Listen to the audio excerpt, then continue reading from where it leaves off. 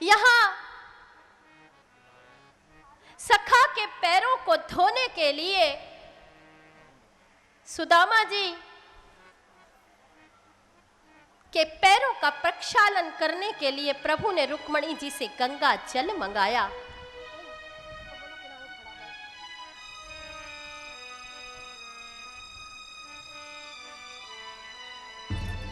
पैरों का प्रक्षालन करने के लिए गंगा जल जब बुलाया तो मन में सोच रहे हैं प्रभु कि गंगा जल भी तो मेरे पैरों का धोबन है, वो भी मेरे मित्र के पैर धुलाने के लिए उपयुक्त नहीं है। ये गंगा जल भी तो धोबन है, मेरे चरणों का चरणोदक है। जब भगवान वामन बनकर के गए थे और त्रैलोकी की भिक्षा में त्रिलोक मांगे थे, हमने कहानी में सुना है, कथा में सुना है कि ब्रह्मा जी ने भगवान का चरण प्रक्षालन करके वो जल रख लिया था, वही चरणोदक गंगा जल है। तो भगवान ने सोचा ये गंगा जल भी पर्याप्त नहीं है, तो क्या किया भगवान ने? देखी सुदामा की दीन दशा, करुणा करके करुणा निधि रोए, पानी परात को हाथ छुओ नहीं, नैनन के जले सो पग धोए। देखी सुदामा की दीन दशा, करुणा करके करुणा निधि रोए। भगवान अश्रुपात कर रहे हैं और सुदामा जी के पद प्रक्षालन कर रहे हैं।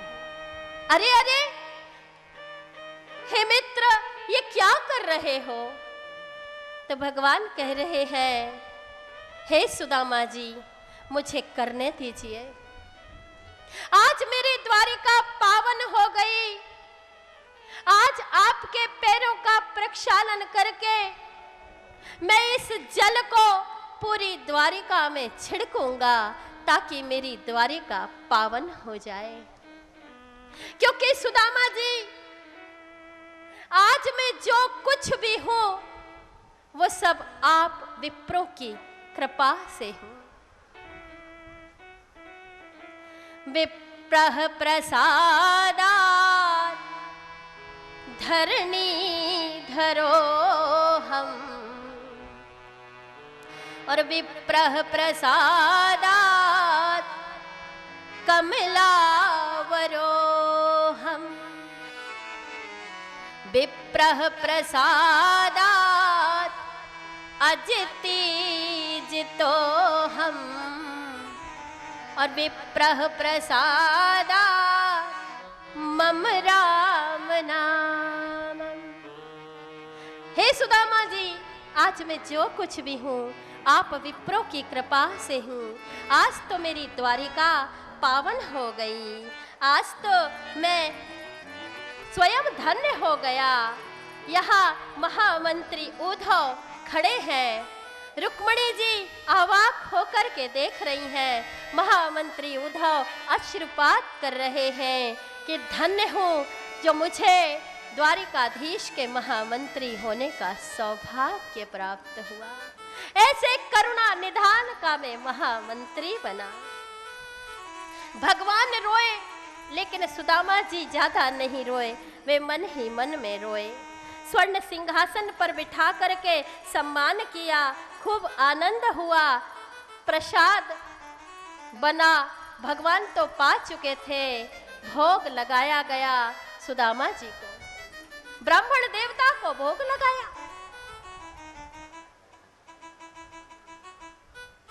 चरणों का प्रक्षालन किया। अरे अरे, कन्हैया ये क्या कर रहा है? बोले करने दीजिए, आज तो मेरी द्वारिका पावन हो गई। और भोजन के बाद सबका परिचय हो रहा है। सारे कृष्ण की सारी पत्नियां बैठी हैं, एक एक करके प्रणाम कर रही हैं। मैं रुक्मणी प्रणाम करती हूँ। आयुष्मान भव, सौभाग्यवती भव। मैं जामवंती प्रणाम करती हूँ, सौभाग्यवती भव। मैं कालिंदी प्रणाम करती हूँ, मैं सत्यभामा प्रणाम करती हूँ, मैं लक्ष्मणा प्रणाम करती हूँ, मैं भद्रा प्रणाम करती हूँ, मैं नग्नजिती प्रणाम करती हूँ। भगवान की जो 50 पत्नियां हैं उनको आशीर्वाद दिया ऐसे करके, सौभाग्यवती भव, सौभाग्यवती भव। अब सुदामा जी सोच रहे हैं, कान में बोल रहे हैं कृष्ण के, इधरा एक बात बता, ये सब जो बैठी हैं ये कौन है? क्योंकि क्या होता है जब कोई साधु महात्मा आता है तो पड़ोसी भी आ जाते हैं दर्शन करने के लिए। बहुत सारे पड़ोसी आए हो, सुदामा जी ऐसा सोच रहे हैं और ये भी पूछ रहे, एक तो बता 50 ने तो प्रणाम कर लिया, क्योंकि आप ही सोचो कि आपको कोई 50 बार प्रणाम करो, बार बार हाथ उठाओ ऐसे, सौभाग्यवती भव, सौभाग्यवती भव, सौभाग्यवती भव। जैसे मेरे साथ होता व्यासपीठ पे, कहां तक? तो सुदामा जी पूछ रहे हैं और कितनी है? तो भगवान कह रहे हैं पूरी 16,108 है, पूरी रेजिमेंट है। बोलो जय श्री कृष्ण। जय श्री कृष्ण। अच्छा, तो मतलब ये जो जितने आई हैं ये सब तेरी हैं? बोले हाँ अपनी है सब। बोले हम तो सोचे पड़ोस की हैं। बोलो जय श्री कृष्ण। जय श्री कृष्ण। अच्छा भैया, तेरी हैं तो बहुत अच्छी हैं। सुदामा जी कह रहे हैं अब एक काम कर भैया, ये सारी पत्नियों की ओर से तू मेरे को प्रणाम कर ले और मैं तेरे को आयुष्मान भव का आशीर्वाद दे दूं। देखो क्या तात्पर्य। सुदामा जी कह रहे सबकी तरफ से तू मेरे को प्रणाम कर ले, अर्थात भारत का ऋषि, भारत का जो सच्चा ऋषि है वो ही भगवान को भी आशीर्वाद दे सकता है। बोलो जय श्री कृष्ण। जय श्री कृष्ण। इसीलिए कहते हैं कि भगवान से ऊंची कृपा संत की कृपा है।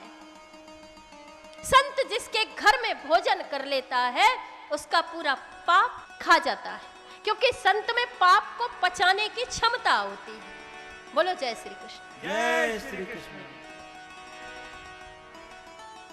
तो सुदामा जी का इतना सत्कार हो रहा है, ये भारत का ऋषि है जो आज भगवान को भी आशीर्वाद देने की बात कर रहा है। भगवान ने सबकी तरफ से प्रणाम किया और अब पूछ रहे हैं भगवान, क्यों भैया आपने विवाह किया ब्राह्मण देवता की नहीं? बोले हाँ हाँ विवाह तो किया, मेरी पत्नी है सुशीला। तो भगवान कह रहे अरे वाह सुदामा जी, आपका विवाह हुआ और आपने हमें नहीं बुलाया विवाह में। तो सुदामा जी कह रहे पढ़ो आओ, हमें नहीं बुलाया विवाह में। अरे मेरो तो एक ही विवाह भयो, अरे तेरे तो पूरे 16,108 भय, तन्ने बुलाओ हमें एक में भी।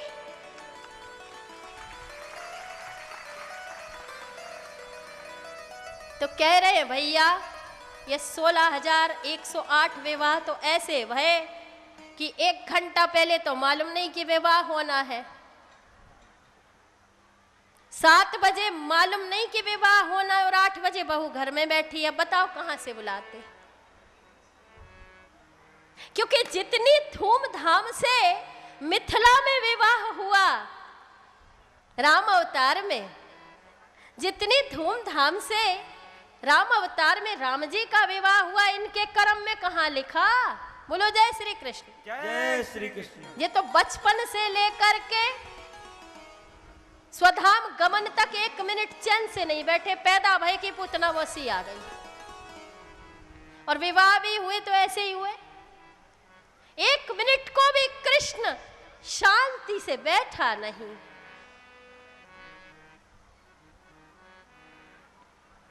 अच्छा तो भैया ठीक है, भाभी सुशीला है तो भाभी ने हमारे लिए कोई भेंट भी भेजी होगी, खाली हाथ तो भेजा नहीं होगा।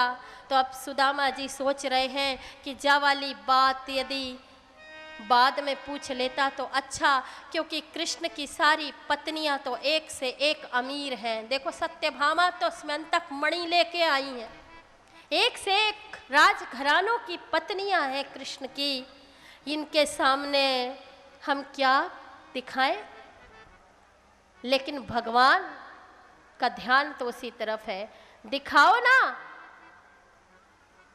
काय कन्हैया, तू ये भेंट वाली बात बाद में ना पूछ सके? बात बदलने की कोशिश कर रहे हैं सुदामा जी। अच्छा एक बात बताओ कन्हैया, वो जब अपन संदीपनी आश्रम में गए थे, गुरु माता ने लकड़ी लेने के लिए भेजा था, वो तो सब ठीक है, पहले बताओ भाभी ने क्या भेजा? सुदामा जी सोच रहे हैं ये कृष्ण की पत्नियां इधर से चली जाएं तब मैं ये भेंट दे दूं, लेकिन पत्नियां भी जम के बैठी हैं कि आज तो देखेंगे ही कि क्या भेजा है। इतना अनन्य मित्र आया है, क्या भेंट लेकर के आया है? तो बिल्कुल आंख गड़ाए कृष्ण की पत्नियां खड़ी हैं। बार बार बात बदल रहे सुदामा जी, बार बार द्वारिकाधीश कह रहे हैं बताओ भाभी ने क्या भेजा है। अब तो द्वारिकाधीश ने सुदामा जी के हाथ से पोटली ही छीन ली। पोटली काखरी में दबा रखी थी, सुदामा जी ने डर के मारे तो वो काखरी से बाहर निकाल ली पोटली। बोलिए द्वारिकाधीश भगवान की जय। और उस पोटली को चारों तरफ घुमाया तो उसमें से जो निकली सुगंध, उसे देख करके सेव्या जी नाक सिकोड़ रही हैं। कृष्ण की पत्नियां नाक सिकोड़ रही हैं। बोले काख में दबा ली, एक तो वो फटी पोटली, चावलों से फटी पोटली इतने दिन से काख में दबा के, और सुंदर परफ्यूम। बोलो जय श्री कृष्ण। नाक से कोड़ रही है सेव्या जी, नाक से कोड़ रही है कृष्ण की पत्नियां। ओ हो। लेकिन हमारे द्वारिकाधीश को तो उसमें सुशीला के भावों की सुगंध आ रही है, सुदामा की पत्नी के भावों की सुगंध आ रही है, दुर्गंध नहीं आ रही। भाव का भूखा हूं मैं और भाव ही बस सार है, भाव से मुझको भजे तो भव से बेड़ा पार है।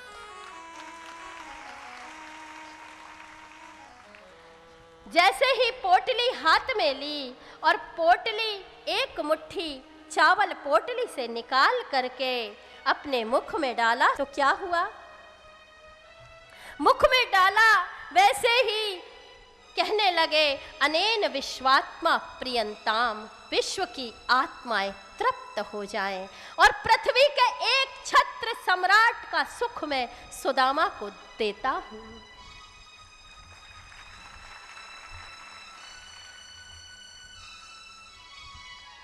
दूसरा मुट्ठी निकाला और मुख में डाला और कह रहे हैं कि मैं सर्वलोक की संपदा सुदामा को देता हूं। जैसे ही तीसरा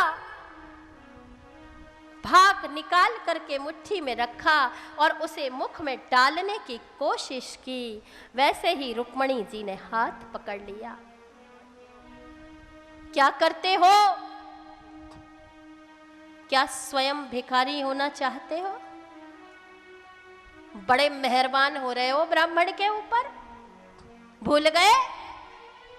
वो भी ब्राह्मण था जो छाती पे लात मार के चला गया। बोलो जय श्री कृष्ण। जय श्री कृष्ण। भृगु ने छाती में लात मारी थी ना भगवान की, अरे वो भी ब्राह्मण था जो छाती पे लात मार करके चले गए। और इस ब्राह्मण को भी आज सर्वलोक की संपदा का सुख दे करके खुद इसकी तरह होना चाहते हो। और ध्यान रखो, ये गरीब है, ये दरिद्र है तो भी निभा लेगा, क्योंकि एक इसकी केवल एक पत्नी है। तुम दरिद्र हो गए, तुम सुदामा की तरह हो गए तो तुम्हारी साथ पूरी रेजिमेंट है 16,108 की, कहां से पालोगे?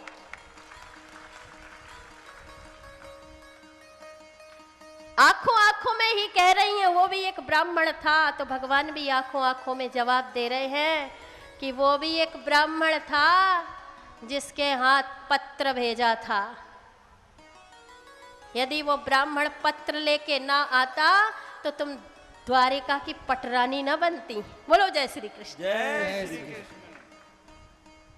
आंखों आंखों में तो कह दिया, बात हो गई, लेकिन ऊपर से कह रही है रुक्मणी जी ज्यादा मत खाइए, कच्चा है नुकसान करेगा।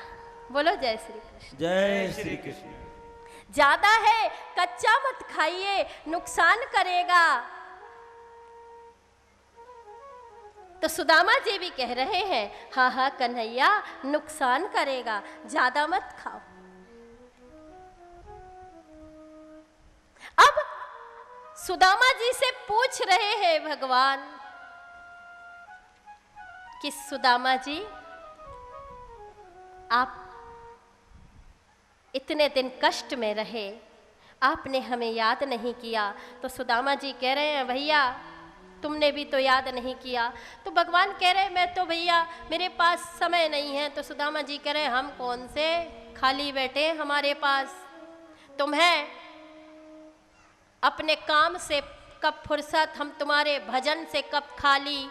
चलो बस हो चुका मिलना, न तुम खाली न हम खाली। बोलो जय श्री कृष्ण। जय श्री कृष्ण। बहुत चल करके आए थे सुदामा जी, लेकिन एक ही दिन रहे। सुंदर वस्त्र पहनाए गोविंद ने सुदामा जी को, पूरे ठाट बाट से रखा और जाते समय एक दिन रहे और जाकर के फिर विदा मांग रहे हैं।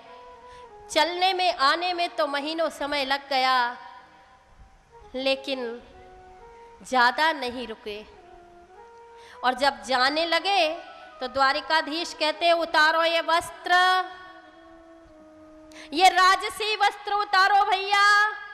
रुक्मणी लाओ इनकी फटी धोती, पहनाओ इनकी फटी धोती, वापस करो इनके वस्त्र, रखिए सारा सामान, जैसे आए थे वैसे ही जाएंगे। बोलो जय श्री कृष्ण। जय श्री कृष्ण। सुदामा जी को सारे वस्त्र पहनाए और विदा ले रहे हैं सुदामा जी से। सुदामा जी से एक बात पूछ रहे हैं भगवान कि सुदामा जी जाते जाते आप ये बता दें कि भाभी ने संदेशा क्या भेजा। तो सुदामा जी कह रहे हाँ ये तो बता ही दे वरना सुशीला नाराज होगी। तो कह रहे हैं कि भाभी ने ये संदेशा भेजा है कि एक मास द्वैपाख में, एक मास द्वैपाख में दो एकादशी हो, एक मास द्वैपाख में दो एकादशी हो, और मेरे घर गोपाल जू नित्य एकादशी हो। ये संदेशा भेजा एक मास द्वैपाख में